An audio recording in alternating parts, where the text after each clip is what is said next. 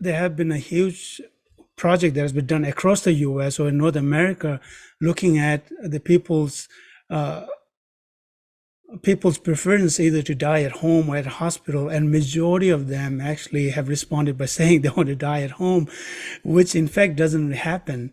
And based on my work, trying to translate what I found in India and to bring into the US or North America is really about what kind of a communication is happening between caregivers, particularly attending physicians and patients and their family members.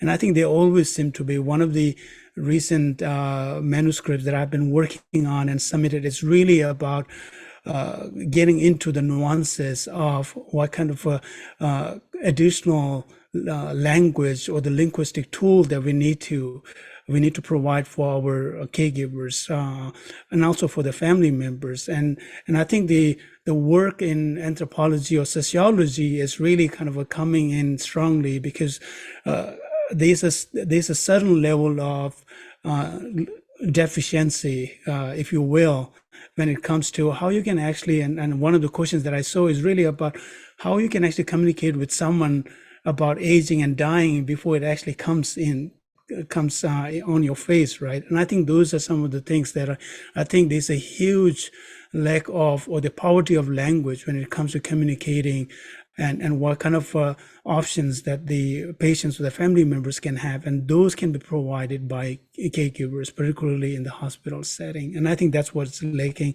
which compared in the field side in India, those are engaged communication happening all the time. I think something that we can look at.